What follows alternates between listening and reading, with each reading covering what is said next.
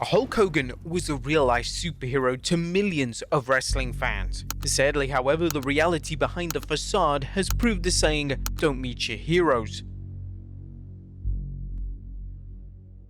Hulk Hogan remains a pop culture phenomenon despite his last match taking place in 2012. His contribution to pro wrestling is undeniable as he played a pivotal role in the WWE's growth from a regional promotion to national promotion. When people talk wrestling, many still think of Hulk Hogan, and who can blame them? Hulk Hogan epitomized America in the 80s, showing how someone could achieve personal success through hard work of training, prayer of faith, and the vitamins of healthy living. Hogan also fought many of the wrongs of the time, such as greed, portrayed by the $1 Million Man Ted DiBiase, foreign aggression, heels such as Nikolai Volkov and the Iron Sheik, and people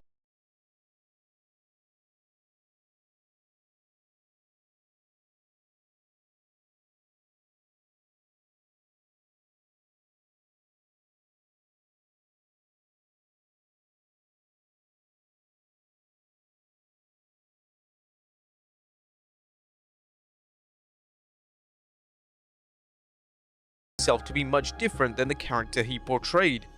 Through the years, Hulk Hogan has been accused of holding other wrestlers back to keep his position on the top of WWE. One of the earliest stories came from Bret Hart, who claims that Hogan was supposed to pass the torch to him at '93 SummerSlam. Hart dropped the title to Yokozuna at WrestleMania 9, only for Hogan to show up after the match and win it from Yokozuna after Yoko's manager Mr. Fuji challenged Hogan to an impromptu match. However, the Hart-Hogan match didn't happen, and Hogan dropped the belt instead to Yokozuna at the King of the Ring pay-per-view. Hogan has denied he was supposed to put over Hart, and he maintains that Vince McMahon never mentioned a match between Hogan and the rising star Bret. In Hogan's case, he was the WWF's top draw in terms of ticket sales, pay-per-view buys, TV ratings, and merch sales. If Vince McMahon felt it was time for a new champion, he would have told Hogan it was time. In 1990, Hogan did this, putting the Ultimate Warrior over cleanly at WrestleMania 6. Where critics have more of a point is Hogan during his WCW run, where he had full creative control. For example, WCW wanted Hogan to drop the WCW World Championship to Vader during the debut of Nitro, but his creative control clause are better known to the fans as, "That doesn't work for me, brother, put a stop to that." Fans also point to Hogan dropping the title to Sting at '97 Starrcade, which made Sting look weak. The finish required Nick Patrick to make a slow count as Patrick was playing a heel referee in Hogan's pocket, setting up a scenario where Bret Hart would intervene, taking over the officiating. However, Patrick made a regular count, ruining the finish and making Hart, who had just jumped from WWE to WCW, look incompetent. Rumor has it that Hogan asked Patrick to change the plans and make the regular count, making Hart look foolish. Hulk Hogan isn't the first wrestler accused of refusing to put someone over. Wrestlers at Hogan's level know that they have to be careful with who they lose to and how the loss is handled, or they risk losing their own value. Wrestlers including Steve Austin, John Cena, and Triple H have all been accused of refusing to put wrestlers over. At the same time, wrestlers who reach the main event also have an obligation to help rising stars get over, much as veteran wrestlers help them become main eventers by dropping matches to them. Did Hulk Hogan put many wrestlers over during his heyday? Well, Hulk Hogan put over whomever Vince McMahon had asked him to, including Andre the Giant, the Ultimate Warrior, and Yokozuna. Bret Hart is the only person he may have refused to put over. Hogan behind the scenes politicking has come up. A prime example is The Undertaker, who just debuted the year before defeated Hulk Hogan at the '91 Survivor Series by landing a tombstone piledriver on a steel chair. For years, Hogan claimed that Taker injured his neck by performing the move improperly, with Hogan's neck actually hitting the chair. The Undertaker was reportedly fearful for his job until everyone around him told Hogan's neck never came close to hitting the chair. Hogan would backpedaled on his story, but he still claimed he was inadvertently hurt during the match, despite no evidence to support the claim. Other names have been brought up through the years. For example, the rumor has it that Hogan refused to work with heel ravishing Rick Rude because Rude was too stiff in the ring. A better-known story is Hogan's refusal to work with Jake the Snake Roberts. As the story is usually told, Hogan appeared on the heel wrestler Jake Roberts' talk segment The Snake Pit and was DDT'd by Roberts on the floor. However, rather than boo Roberts, the fans actually cheered him. One of the most notorious examples of Hogan looking out for number one is when he betrayed Jesse Ventura's plan to help his fellow WWE superstars unionize. Ventura, who was friends at the time, was shocked when McMahon got word of the plans. He later learned that Hogan leaked the story to McMahon, putting to an end of any hope for a union. Hulk Hogan has made some incredible claims throughout the years, ranging from his personal accomplishments to his time in the squared circle. While Hogan has been repeatedly called out for his side of things, here are some of Hogan's many yarns. He was asked to play bass for Metallica. Elvis watched him wrestle. He partied with John Belushi after WrestleMania 2. He discovered Kevin Owens. Director Darren Aronofsky offered him to play the title character in The Wrestler.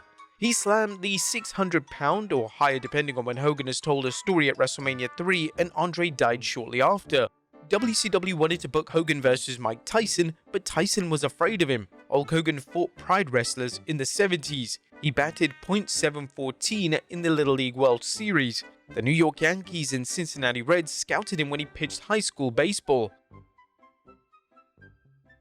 While Hogan's phenomenal physique was always a subject of speculation, it seemed to fall into the don't ask, don't tell category.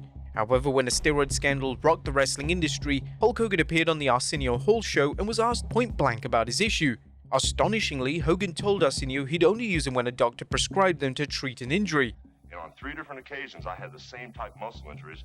That is the extent of Hulk Hogan's steroid use. However, Hogan testified in the Vince McMahon steroid trial that he used them until 1990. Hogan has expressed regret over this fabrication, but is there remorse? Is it a case of Hogan regretting getting caught or feeling bad over his behavior? As we'll see next, it's a common theme with Hogan's egregious behavior. Another situation that has tarnished Hulk Hogan's legacy is the 2007 automobile accident his son Nick was involved in. Nick Hogan wasn't seriously injured, but his passenger and friend John Graziano suffered serious injuries, including brain damage, as he was not wearing a seatbelt at the time. Now, we noted in our Behind the Titantron video on Hulk Hogan, Nick was a minor, which meant that Nick's parents were responsible. Consequently, the Graziano family ultimately sued, and the police charged Nick with reckless endangerment, claiming he was driving at an unsafe speed. Nick Hogan pled no contest and spent several months in jail. But as bad as the situation was, Hulk Hogan put himself in a bad light by how he handled the tragedy. A tape of the phone conversation between Hulk Hogan and his son Nick suggests Hulk Hogan felt that Graziano had done something to deserve being hurt. Well, I don't know what type of person John was or what he did to get himself in this situation. I know he was pretty aggressive and used to yell at people and used to do stuff. But for some reason, man, God laid some heavy shit on that kid, man. I don't know what he was into.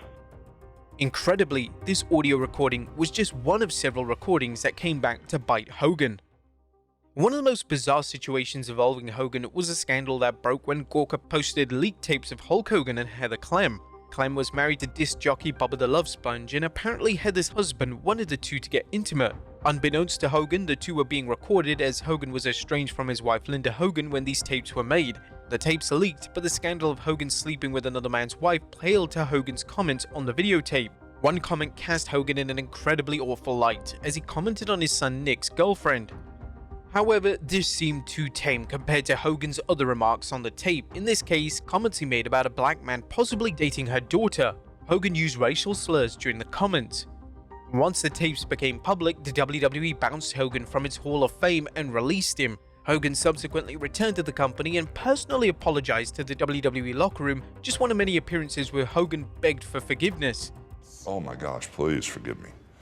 Please forgive me. I'm a nice guy. It's not, not the Hulk Hogan that rips the shirt off and bang, bang, bang slams giants. However, some wrestlers took exception to Hogan's apology, pointing out to wrestlers they should be careful because you never know when you're being recorded. For some wrestlers and Hogan critics, this suggested Hogan was more concerned with being caught by his racial slurs.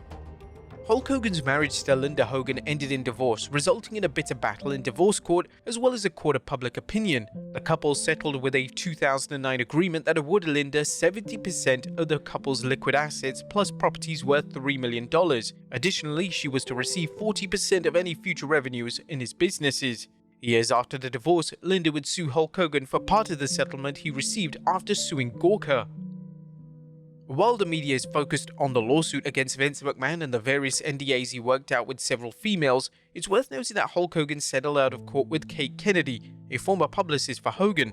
Kennedy alleged that Hogan became rough with Kate Kennedy and allegedly forced his penis into her mouth.